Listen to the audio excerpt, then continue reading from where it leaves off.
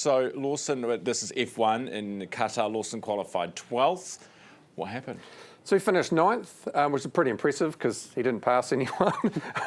That's just the way it works in F1. People crash or get punctures and then you work your way up the field. So he finished with 2 points, which you'll definitely take that after qualifying outside the top 10. But yeah, pretty gnarly race. There was a crash early on the lap 7 with Hulkenberg crashing out, and everyone decided to pit except for the McLarens, which was a poor decision. They were sitting around 1-2 at the time, and kind of meant Max Verstappen kind of handed the win to him. And it means that going into the final race now, Lando Norris has a lead of 12 points over Verstappen.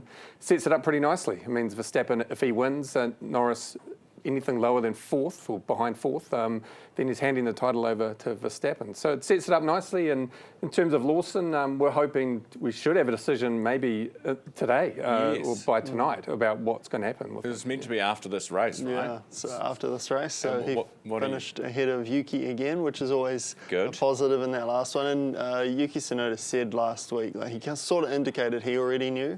So it'll be interesting to see just how quickly that decision comes out now. Yeah, it looked like the interview with him, it looked like he'd broken up with a girlfriend, you know, like he wasn't happy. He didn't want to answer any questions. And looks like being told bad news. Bad news. Yeah, because I was thinking, because I read it, I didn't see it, and I was reading it the other way around, thinking they would tell the person who had the good news first and the person with the bad news last. But you think it's good for Lawson? I think it's good for Lawson. Yuki, I think the quote was, "I've got something that I can't tell you, but it's probably what you think." It was something along those lines. Yeah. Okay. Everyone seems to think he's out, and so hopefully that's the case. Right, in Dubai, both the men and the women won the sevens, both beat Australia in the final. Yeah, great start for New Zealand. We weren't really sure, especially with the men's team, what form they would be going into the series. This is the first game. And like Argentina and South Africa were the best teams in the men's last year, and both of them bombed out. They've changed the format this year. There's only 8 teams, so there's 2 groups. So it makes it a lot more competitive. And yeah, New Zealand finished top of their group with Australia second, and then they meet each other in the final, and this is the All Black Sevens. And yeah, a tight game for the women. First time they've won in Dubai since 2019. Australia have dominated this event, and it usually is Australia versus New Zealand women in the final. But this time, Blackfern Sevens dominated them. Easy win.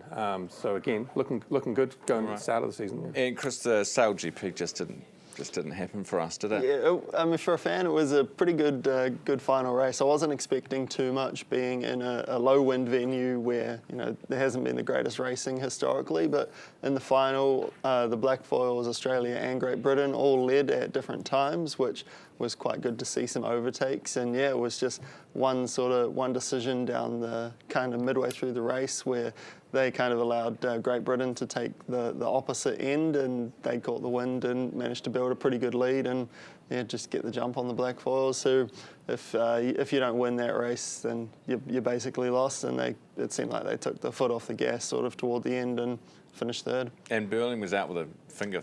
Yeah, it was a pretty hectic week.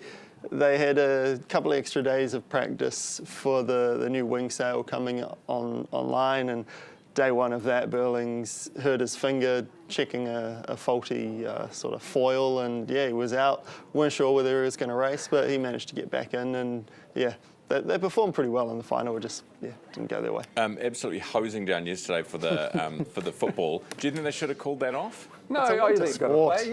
Yeah. I mean, maybe this is the reason Auckland hasn't had a professional football team. It rains here. Get a stadium with a roof. Yeah, true. I sort of said earlier in the day that it was like it was a bit wet, but it was like flooding. It was pretty intense. Yeah, watching that last night, it was the ball, like, it just didn't bounce up. It hit the ground and just stopped. It's just a bit of fun. That's part of the sport. Yeah. It's generally why they play it in winter. Roll with the punches. Good to see you both this morning. Thank you.